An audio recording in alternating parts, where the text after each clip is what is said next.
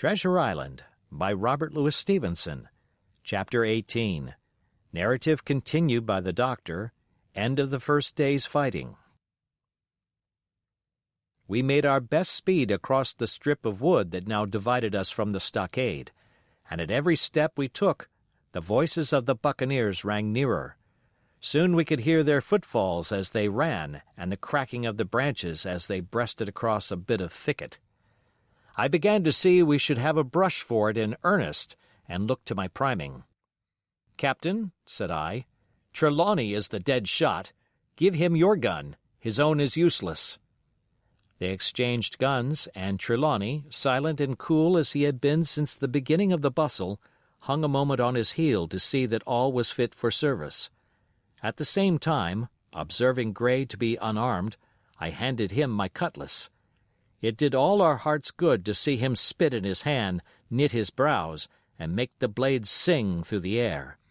It was plain from every line of his body that our new hand was worth his salt. 40 paces farther we came to the edge of the wood, and saw the stockade in front of us. We struck the enclosure about the middle of the south side, and almost at the same time, 7 mutineers, Job Anderson, the boatswain, at their head, appeared in full cry at the southwestern corner. They paused as if taken aback, and before they recovered, not only the squire and I, but Hunter and Joyce from the blockhouse had time to fire. The 4 shots came in rather a scattering volley, but they did the business. One of the enemy actually fell, and the rest, without hesitation, turned and plunged into the trees. After reloading, we walked down the outside of the palisade to see to the fallen enemy. He was stone dead, shot through the heart.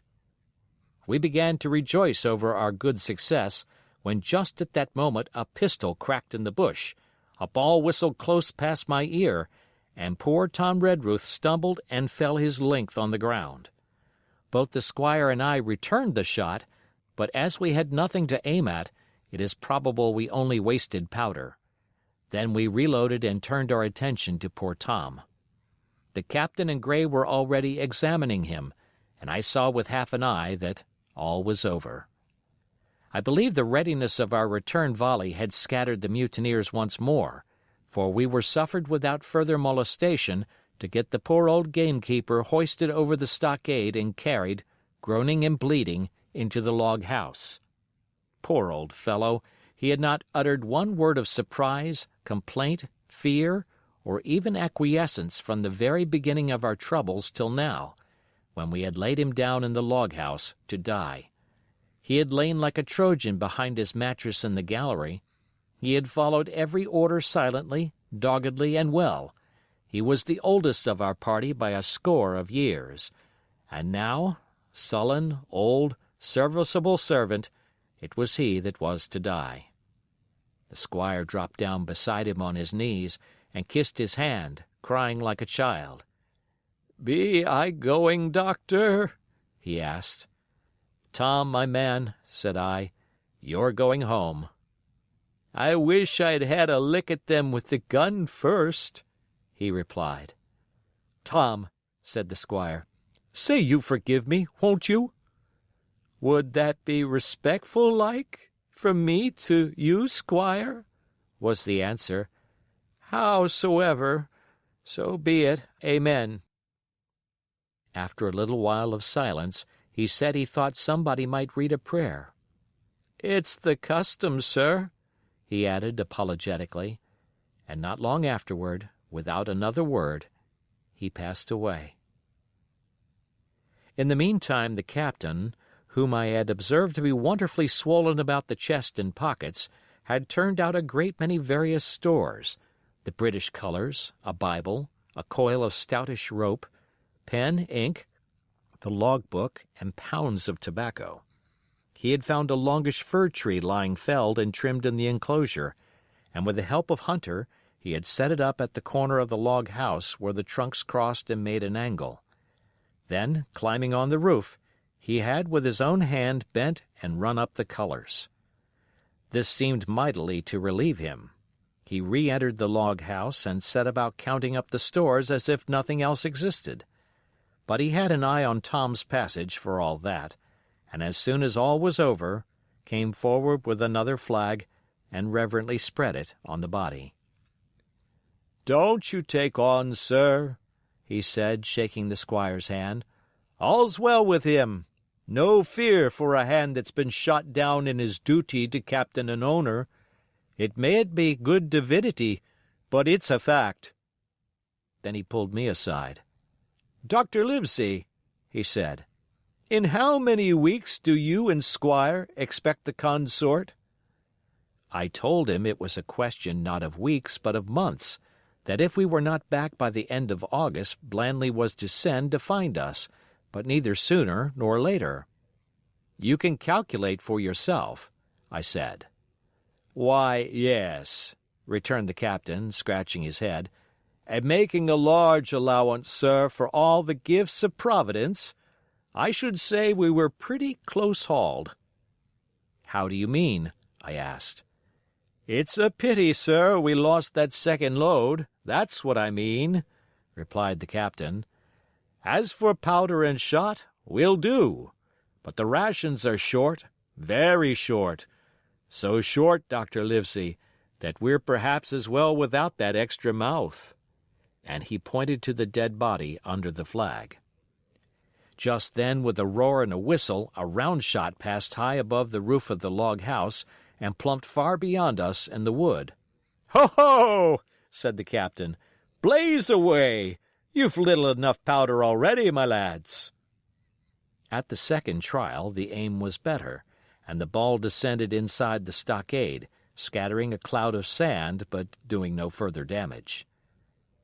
"Captain," said the squire, "the house is quite invisible from the ship. It must be the flag they are aiming at. Would it not be wiser to take it in?" "Strike my colours!" cried the captain. "No, sir, not I." And as soon as he had said the words, I think we all agreed with him, for it was not only a piece of stout, seemingly good feeling, it was good policy besides, and showed our enemies that we despised their cannonade.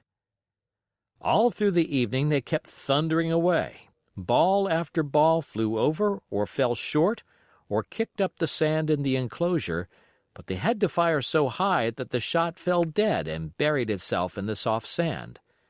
We had no ricochet to fear, and though one popped in through the roof of the log house and out again through the floor, we soon got used to that sort of horseplay and minded it no more than cricket.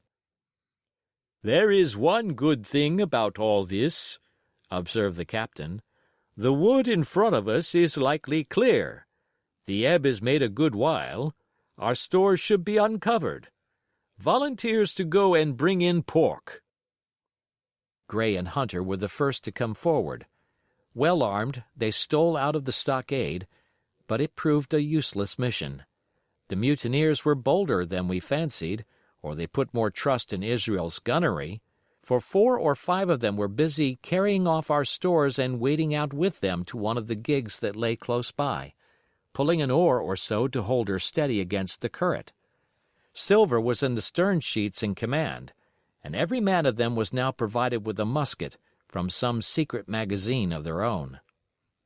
The captain sat down to his log, and here is the beginning of the entry. Alexander Smollett, master. David Livesey, ship's doctor. Abraham Gray, carpenter's mate. John Trelawney, owner. John Hunter and Richard Joyce, owner's servants, landsmen being all that is left faithful of the ship's company, with stores for 10 days at short rations, came ashore this day and flew British colors on the log house in Treasure Island. Thomas Redruth, owner's servant, landsman, shot by the mutineers. James Hawkins, cabin boy. And at the same time I was wondering over poor Jim Hawkins's fate.